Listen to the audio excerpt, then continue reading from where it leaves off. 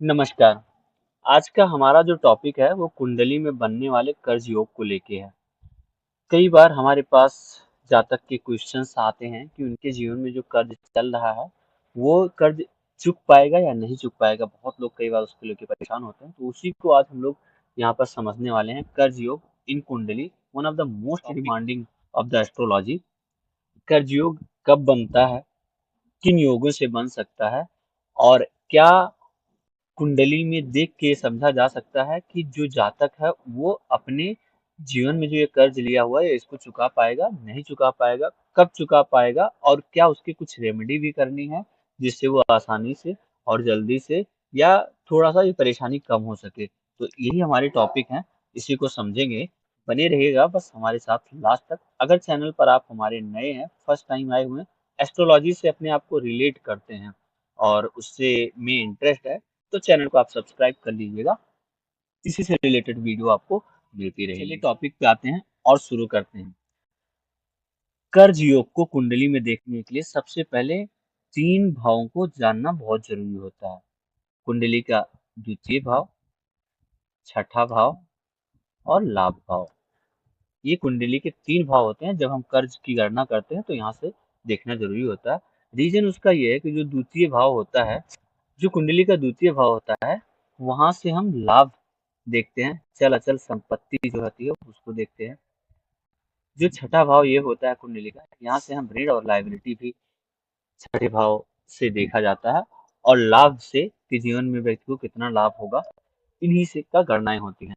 तो हम सबसे पहले जो फोकस करेंगे वो ऋण भाव पर ही फोकस करेंगे कि हम चूंकि यहाँ पे कर्ज का टॉपिक ले रखे हैं, इसी को समझेंगे। सबसे पहले कुंडली का ये जो सिक्स हाउस है, ये अगर पीड़ित है, मान लेते हैं ये पाप कर्तरी में अगर हाउस अगर पीड़ित हो जाता है, वो चाहे पाप कर्तरी में हो जाए, इधर एक घर पहले यहाँ पर और एक घर बाद में अगर कोई अशुभ ग्रह बैठ गए हैं, या फिर कोई अशुभ ग्रह यहाँ पर कुंडली के सिक्स हाउस में बैठ गया, इसके स्वामी अगर अशुभ ग्रह के साथ में बैठे हुए हैं, या फिर वो खुद पाप कर्तरी योग में है, तो यहाँ पर जो है कर्ज का योग। जैसे एग्जाम्पल दिया, मान लेते हैं यहाँ पर राहु बैठे हुए हैं, तब भी ये कार्य योग, क्योंकि ये घर पीड़ित हो रहा है। या फिर यहाँ पर पांचवे और सातवें हाउस में मंगल बैठे हों या शनि बैठे हों, तब भी ये घर पीड़ित हो जाएगा और ऐसे में कर्ज योग का निर्माण होगा। मान लेते हैं इसके स्वामी चंद्रमा है, यहाँ पर 4 नंबर की राशि अगर लिखी हुई है, 4 नंबर की, और चंद्रमा मान लेते हैं बैठे हुए हैं यहाँ पर किसी शनि के साथ बैठ गए। चंद्रमा यहाँ पर शनि के साथ चंद्रमा बैठे हुए हैं, तो यहाँ पर भी जो है विष योग का निर्माण हो जाएगा, चंद्रमा पीड़ित हो जाएगी। तो इस वजह से भी कर्ज योग का निर्माण कुंडली में बनेगा। अगर इनमें से कोई परिस्थितियां नहीं हो रही हैं और ना पाप कर्तरी में हाउस है, या फिर जो इसके ग्रह हैं वो भी पीड़ित नहीं है, तो ग्रह अगर किसी अशुभ ग्रह के साथ या पाप कर्तरी में अगर नहीं है, इनकी अवस्था भी इसमें देखी जाती है गणनाएं करते हुए। मान लीजिए वो मृत अवस्था में है, तो ऐसी स्थिति में भी बहुत अच्छा योग नहीं माना गया है और कर्ज की संभावनाएं उनको बन सकती है। जीवन में बहुत ज्यादा नहीं बनेगा, लेकिन कुछ तो बन सकता है। इसको दूसरे तरीके से ऐसे भी समझते हैं, अगर इस सिक्स्थ हाउस में कोई नीच का ग्रह बैठ जाता है, मान लेते हैं यहाँ पर 1 नंबर में शनि बैठे हुए हैं, तो अब शनि सिक्स्थ हाउस में है, नीच राशि में है, ये घर पीड़ित हो गया, अच्छा खासा पीड़ित हो गया। ऐसे व्यक्ति को जब इनकी दशाएं आएंगी, गोचर में कॉम्बिनेशंस बनेंगे, तो जीवन में जो है कर्ज की बाधा आएगी और उसको कर्ज की परेशानी झेलना पड़ेगा। दूसरा, इसी सिक्स्थ हाउस में अगर विष योग बन गया शनि के साथ में, यहाँ पर चंद्रमा भी बैठ गए, तो और भयंकर कर्ज योग बन गया। शनि के साथ अगर मंगल की युति हो गई, अशुभ ग्रह की मैं बात कर रहा हूँ, अगर मंगल की युति हो गई, शनि और मंगल बैठ गए हैं सिक्स हाउस में, तो ये ऐसे व्यक्ति को समाज में कर्ज की वजह से कई बार मान सम्मान में भी उसके जो है गिरावट आती है, अपमानित होना पड़ता है। मान सम्मान समाज में उसको कलंकित कई बार, मतलब अगर इनके ये डिग्री वाइज और अंश वाइज अगर मजबूत हैं और उनके गोचर में और दशाएं के साथ अगर इनका जब कॉम्बिनेशन बनेगा, तो वो बहुत बुरी परिस्थिति हो जाती है। राहु के कॉम्बिनेशन या केतु के कॉम्बिनेशन अगर सिक्स्थ हाउस से बनते हैं, मान लेते हैं यहाँ पर राहु या केतु का जब कॉम्बिनेशन सिक्स्थ हाउस से बनता है और उनके ऊपर किसी पाप ग्रहों की जैसे मंगल की दृष्टि पड़ गई, तो ऐसी स्थिति में व्यक्ति जो है चुकाना कर्ज चुकाना ही नहीं चाहता। उसके पास हो सकता है पैसा हो, लेकिन तब भी वो चुकाना नहीं चाहता है। ग्रहण योग बन गया, राहु और केतु यहीं पर सूर्य चंद्रमा के साथ विराजमान होंगे तो ग्रहण योग बन जाएगा। ऐसे में भी कर्ज योग अच्छा खासा वाला तगड़ा वाला कर्ज योग बनता है कुंडली में। अंग कारक योग बन गया, राहु के साथ मंगल की स्थिति हो गई, तब भी कर्ज योग बनेगा। तो जो मेन है कर्ज जो बनाने वाला जो मेन भाव है और जो ग्रह रहेंगे वो यहाँ पर जो सिक्स्थ हाउस है वहां से देखे जाएंगे। अब इनको कहीं ना कहीं होता है ना क्या, इनके जो अलाइंड पैरामीटर बोलते हैं आजकल के टाइम में, एक्सटेंडेड जो होते हैं, जो कर्ज के कहीं ना कहीं इन्फ्लुएंस करते हैं कुंडली में, उनको भी देख लेते हैं।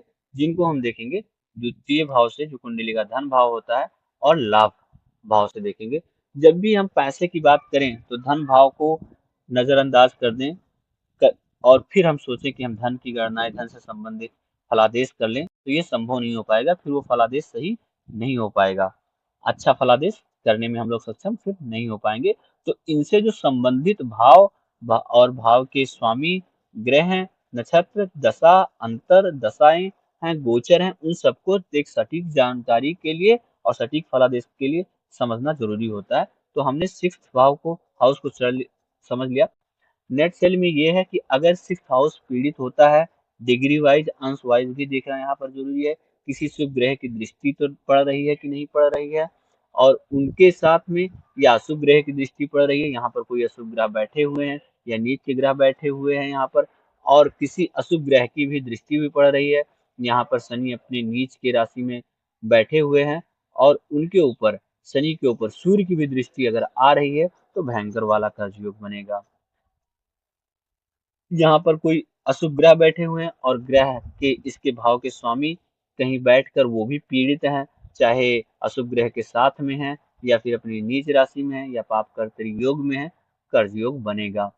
अब उसको हम समझ लेते हैं, इनके जो बाकी संबंधित भाव और भावेश है वहां से समझ लेते हैं। अगर धन भाव भी पीड़ित हो गया, यहाँ द्वितीय भाव में कोई ग्रह अपनी नीच राशि का बैठ जाता है, जैसे फॉर एग्जाम्पल के लिए सूर्य यहाँ पर बैठे हुए हैं और वो 7 नंबर की राशि में बैठे हुए हैं। यहाँ से हम लोग देख सकते हैं कि ये ग्रह हैं और ग्रह की कौन सी उच्च और कौन सी नीच राशि लिखी हुई है। तो यहाँ पर मान लेते हैं सूर्य बैठ जाते हैं द्वितीय भाव में, 7 नंबर में सूर्य अगर बैठे हुए हैं, या फिर यहाँ के जो स्वामी हो 7 नंबर पे के अगर यहाँ पर राशि है तो इसके स्वामी शुक्र वो कहीं अपनी नीच राशि में आ जाए, अशुभ ग्रह के साथ उनकी युति बन जाए या पाप कर्तरी में बन जाए, तब भी कर्ज योग के संभावनाएं बनती है ऐसे जातक के जीवन में। एक तीसरा कॉम्बिनेशन समझ लेते हैं, द्वितीय भाव के स्वामी, जो इस द्वितीय भाव है इसके स्वामी अगर कहीं बैठे हुए हैं और लाभ भाव के स्वामी, दोनों भाव के स्वामी अगर दोनों पीड़ित हो गए या फिर दोनों पाप कर्तरी में हो गए, नीच राशि में हो गए, अशुभ ग्रहों के साथ उनकी युति या दृष्टि हो गई, और जो छठा हाउस है, छठे हाउस के जो लॉर्ड हैं वो मान लेते हैं इनके साथ उनकी स्थिति हो गई या उनके ऊपर उनकी दृष्टि आ गई, तो ऐसे में भी ठीक ठाक अच्छा वाला अच्छे स्तर का कर्ज योग बनता है जातक की कुंडली में। छठे भाव के स्वामी मान लेते हैं मंगल यहाँ से और यहाँ आके बैठ गए हैं लाभ भाव में, तो इसको बोलते हैं छठे का छठा, उधार का उधार। यहाँ पर अगर मंगल बैठेंगे तो ये जबरदस्त वाला कर्ज का योग बनेगा, शासक योग इसको बोलते हैं, ये जातक की कुंडली में बनता है। तो ये तो हो गया, कर्ज को हमने समझ लिया कि कर्ज योग कैसे कुंडली में बनता है। ये इफेक्टिव कब होगा, इफेक्टिव तब होगा जब इन ग्रहों की, जैसे यहाँ पर मान लेते हैं मंगल है, मंगल बैठे हुए हैं, मंगल इसके लॉर्ड है, तो मंगल की जब दशा या अंतर दशा आएगी और इनके ऊपर मंगल गोचर में कहीं से इस पर दृष्टि डालेंगे या इनकी स्थिति आएगी, तब ये जीवन में जाके आपके इफेक्टिव होगा। तो जब समय की गणना करेंगे तो उस टाइम पर दशा और गोचर दो चीजें ये देखेंगे। आप चुका पाएंगे कि नहीं चुका पाएंगे ये कैसे समझे, जब कर्ज चुकाने की बात आएगी तो देखिए उसमें दो सूत्र, बहुत सिंपल सा सूत्र बताता हूँ।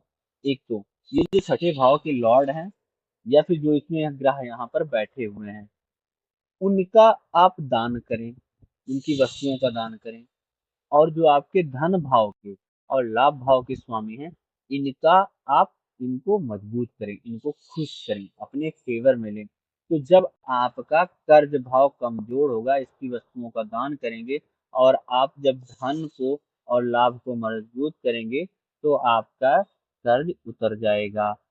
इस समय भी जब इसकी भी गणनाएं करेंगे, समय की बात करना चाहेंगे, तो यहाँ पर भी यह देखना बहुत जरूरी हो जाता है कि किसकी दशा अंतर्दशा चल रही है और गोचर में वह ग्रह कहाँ पे है, किसके प्रभाव में है, शुभ ग्रहों के प्रभाव में है या फिर अशुभ ग्रहों के प्रभाव में है। अगर बली हो कि शुभ ग्रहों के प्रभाव में है और अच्छी दशाएं आ गई तो फिर यही कहते हैं कई बार चुटकियों में बड़े से बड़े कर्ज खत्म हो जाते हैं, पता भी नहीं चलता।